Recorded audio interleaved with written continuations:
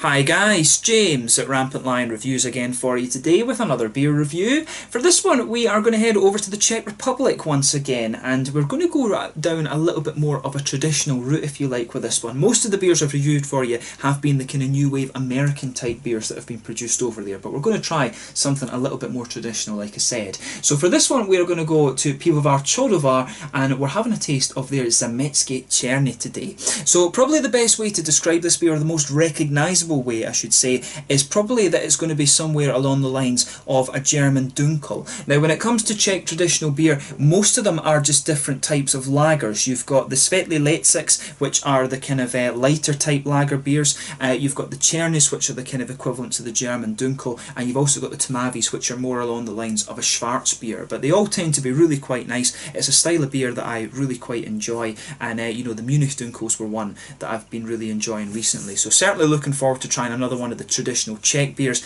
and as always I hope you guys enjoy my take on this one, so we'll see how we get on with it. So anyway, as is usual with my reviews then, I'll tell you a little bit about the brewery. If you want to get straight to the tasting, just fast forward. All the usual links are in the description below. That's the brewery website, a link to my other reviews that hopefully I can do in the future from Pivovar Chodovar. Very first time I'm trying one of their beers. There's all the usual social media. If you want to see more beer reviews, do please consider subscribing to the channel. The whole channel of course has a geography based tagging system, so you can go into the home page and search for beer based on country, city, state, county, prefecture, whatever it is you're interested in. Do check out the playlist of beers from different countries. There is one there for all the Czech beers that I've reviewed for you. That's constantly being added to, and as always please do get in touch and let me know some of the other beers and breweries that you guys would like to see me review. It's always great to hear from you guys that are watching the videos, and the support that you show the channel is hugely appreciated. So anyway, on to my brewery notes then. So the history of the brewery. So Pivovar Chodovar is located in Chodova, Plana, which was built over ancient cellars that had been carved into the granite rock as part of the Shrewdham Castle. So there's a legend surrounding the castle that a man called Albin found a well that had excellent water really close to the castle, and since then he's been considered the lucky spirit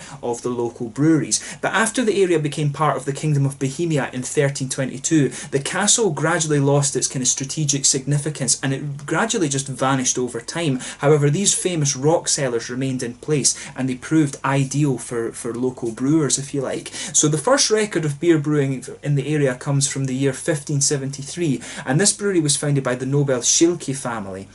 But this brewery was actually later destroyed in a fire in 1861, and the owner at that time, Count Berchem, actually gave permission for a brewery to be built over the original rock cellars. So the largest recorded output of this brewery was 61,783 hectolitres of beer in the interwar period back in 1925, and at this point apparently they owned 47 pubs in the local area, and they were also exporting their beer on a large scale to Germany. But following the nationalisation after the Second World War, the brewery was part of numerous companies. So from 1948 to 52 it was part of Česko-Karlovské Pivovary. From 53 to 54 it just reverted to the name České Pivovary. In 1955 to 1959 it went back once again to the Česko-Karlovské Pivovary name. 1960 to 64 it was part of Plzeňské Pivovary, of course that's related to Pilsner Urquell, and then from 1965 to 1990 it was the Zapadočeské Pivovary, and at this time by 1990 they were producing 185,000 hectolitres of beer per year. Since 1992 though, the brewery have been run by the Plevka family, and on their site now they've got a hotel and restaurant, and they also offer the beer spa as well. That seems to be a really popular thing for tourists to do when they go to the Czech Republic, and today the brewery is producing somewhere in the region of 90,000 hectolitres of beer per year. The other thing that's quite interesting is that the specific area that this brewery is from is actually geographically protected when it comes to beer production as well. So this beer is labelled as a Chodskie Pivo if you like. So Chodskie Pivo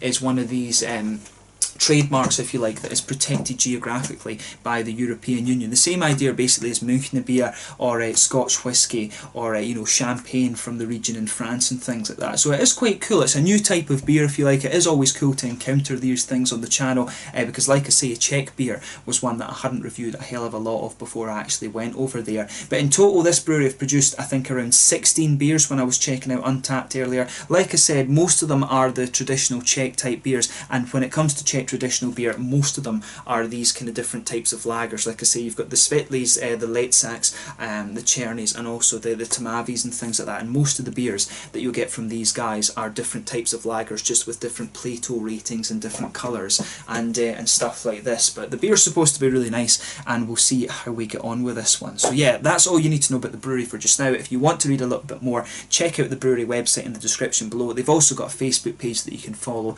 and I'll try and remember and put that down there for you as well. But let's get on to the actual tasting of the beer itself. So there you can see on the top, it tells you the year that the brewery was founded. I'll just see if the camera can focus on that. So 1573, and as you can see, Chodovar, Pivovar Chodovar, there on this, sorry, the other side, on this top corner, you can see there's the geographical symbol from the European Union, Chodskie Pivo, protected geographical identification. But yeah, nicely presented beer, this one. Like I said, 4.2% Czerny beer, quite similar to a Munich Dunkel or a Bavarian Dunkel, however you want to describe it. There's the back label on this one. It does have the dog and the brewery symbol on the top of it as well. I guess the original owner of the brewery must have really liked his dog. It looks like a Labrador, I would say, that's actually on the label of this one, which is, you know, interesting breed of dog. They eat anything from what I remember. But yeah, really nice looking beer, this one. Green bottle actually, which is quite unusual for Czech Republic. Most of them I've found have always been in brown bottles, but that's by the by. So without further ado, let's get it out and we'll go on with the tasting then. There we are. Nice little bit of smoke on the opening, and we'll get it out and into the glass. So yeah, as you can see, and as you would expect from a sort of, from a Czerny beer or a Dunkel type beer, I guess I could say, it's poured a nice dark sort of ebony mahogany colour. This one is quite dark actually for a Czerny beer. But yeah, pretty much kind of what you would expect. Actually, if you shine the light through this, it really is quite a ruby colour. It's got a nice dark ruby mahogany kind of chestnut thing to it. You can see there was a solid 2 fingers or so of a frothy kind of beige coloured head on this one. A few big bubbles sticking towards the side of the glass, and a few little ones heading up towards the bottom of that head there. But overall, it does look pretty nice actually. So just, you know, pretty much as you would expect from the style. You guys aren't going to be able to see this on the camera, but if I put it up in front of the light and things, you can actually see the transparency of this beer. Like I say, it's a nice kind of dark ruby colour. It's almost the kind of colour you would expect of like a Scotch ale or something like that, which is quite interesting. So let's take a closer look at the aroma and just see how we get on with this one. Now that's quite interesting. So one of the things I've always commented on when it comes to the traditional Czech beers, it's all about the malt base for me. Like, the thing that really distinguishes Czech beer is the really smooth malt base. It's a little bit similar, I guess, to some of the Bavarian beers, but I think it's the conditioning with the German beers that gives them that kind of mouthfeel, if you like. But it's the malty flavours of the Czech beers, the Czech lagers, that for me is really distinctive. And the aroma, you can really pick that up with this one.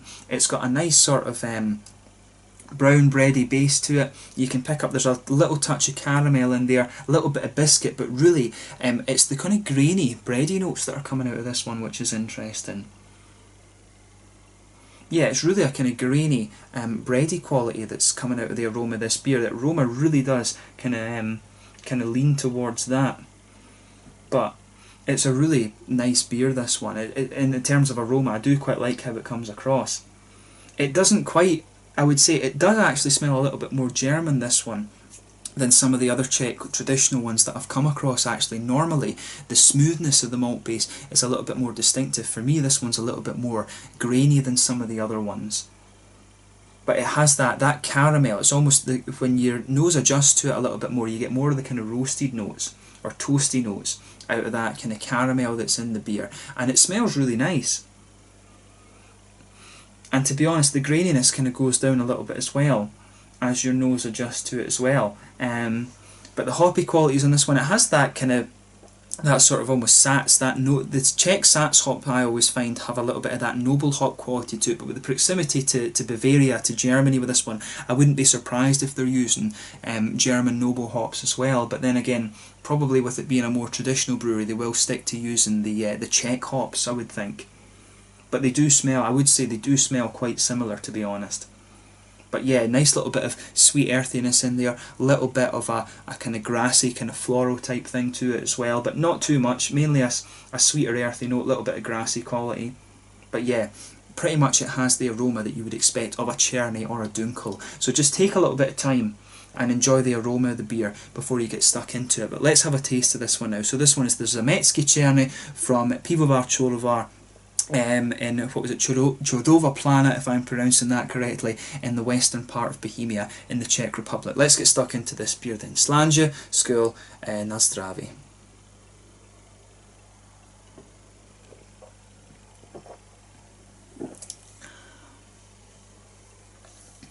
Yeah, that's pretty nice, I have to say.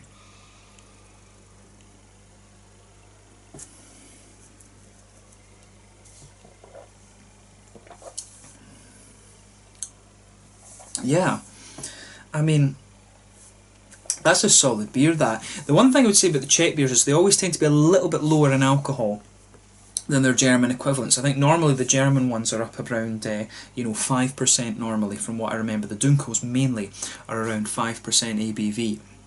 But this one you can tell it's a little bit lower, as I say, 4.2%.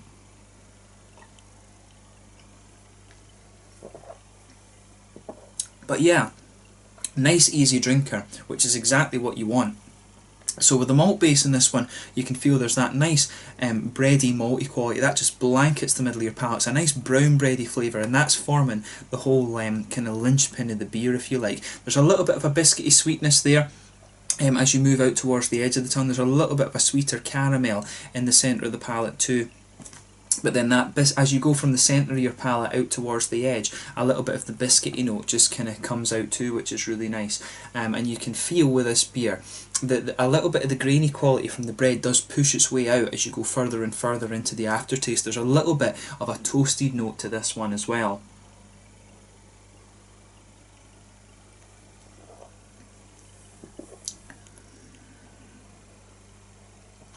But yeah, I like how everything's going together in this one. The way the brown sugars come out in this beer is really nice. It has a little bit of that almost kind of syrupy quality to it, which is quite nice. As you come towards the front of the palate on this one, as you just move towards the front of the palate, there is a little bit of a slightly nutty flavour to this one, and it's kind of mixing in. It's maybe even a little bit woody, to be honest, but that's just mixing in with this nice slightly syrupy toasted brown sugar note that the beer has. I like how this one kind of comes across. It really is just a nice easy drinking beer. That in the back corners of the palate you've got a little bit of a sort of smooth earthiness to this one, that nice little bit of sweet earthiness, quite similar to the German beers like I was saying.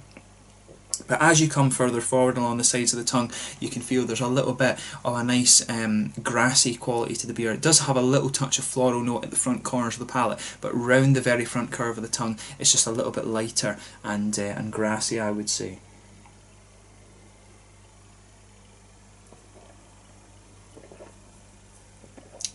But for me, that is pretty nice actually. So if you get the chance to try this beer, if you're a fan of the German Dunkels like the Augustiner Dunkel and things like that, then you will enjoy this one. Have a go at it for yourself and just see what you think.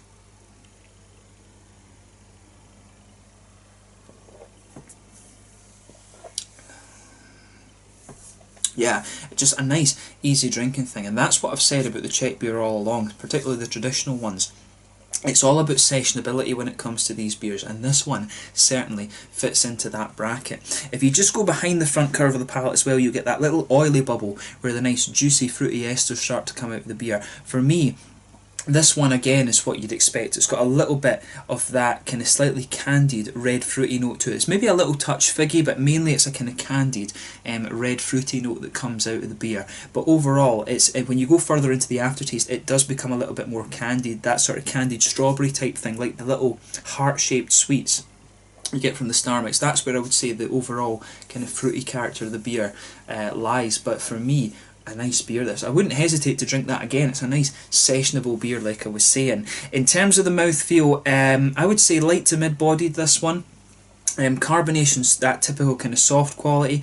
It's got a nice kind of, it's a wet mouth feel, this one. It's got a little touch of oily character to it, which helps bring out some of the kind of biscuity brown sugar notes of the beer, and it makes the toasty flavour come out quite nicely as well. But it's got a nice slightly oily mouth feel to it, which brings those kind of characters out of it. A little bit of hoppy bitterness, but mainly quite smooth. Nice malty sweetness to the beer, and a little bit of a sort of juicy fruit quality to it as well. But overall, a nice enough beer, really nice and easy going and sessionable. If you like the German Dunkels, I think you will quite enjoy this one. As you know, as the flavour, as your palate adjusts to the flavour a little bit more, you do get a little bit of that typical sort of Czech smoothness out of the malt base of this one, which is a little bit different from the kind of Bavarian equivalents, if you like. The Czech malt, I always think, is very, very distinctive. So that lovely bready quality that this beer has really starts to shine through when your palate properly adjusts to this one. But overall, a really, really nice beer, and I'm glad that I was able to review this one for you. I do need to review more of these Czernys and the Lexaks and the Tomavis and things for you on the channel, so I will try and make an effort over the next year or so to get more of these traditional Czech beers in, because I have enjoyed the ones that I've reviewed over the last little while. But let's leave it at that for this one. So this one was the Zámecké Černé, if I've pronounced that correctly, from Pivovar Chodovar in Chodova Plana in Bohemia in the Czech Republic. A really interesting beer, and I'm glad that I was able to review this one for you. The Černý is a style that I'm really starting to enjoy, but the Czech traditional beers are pretty damn good, and if you get the chance to go and visit Czech Republic, I really recommend that you do it. They've got some great beer there, and you know, it does go down well with a little bit of that Czech goulash. So yeah, so once again, thank you for watching my beer reviews. Until the next time, please like, subscribe, share, all the usual YouTube stuff. Let me know your own thoughts on this one in the comment section below. Let me know what your favourite beers are from Pivovar Chodovar as well. Hopefully I can return to these guys in the near future. I may even get out to visit the brewery at some point fairly soon. But thank you once again for watching, and I will catch you guys very soon. Make sure you check out my social media. Do give me some Czech beer recommendations, and tell me what your favourite ones are and what you think of this beer in the comment section below. Until the next time, Slanja just now, and I will catch you guys very soon. Na zdraví.